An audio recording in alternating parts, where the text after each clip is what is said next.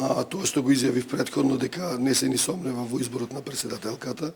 имајќи преди дека и таа е нашата фела, таа е правник, таа е професор, сигурен сум дека добивме два врвни професионалци и дека тие ќе бидат додадена вредност на Советот и Советот ќе може конечно да застане на здрави нозе и да ја остварува својата уставна надлежност која што има. Денеска дадовме изјави за лична одговорност, но очекувам дека заеднички ќе успееме да изградиме една силна институција или чекор по чекор, храбро, отчетно, одговорно и трпеливо да почнеме да се движиме во еден позитивен правец и да се зголемува довербата во судството, да допринесеме да се зголемува довербата во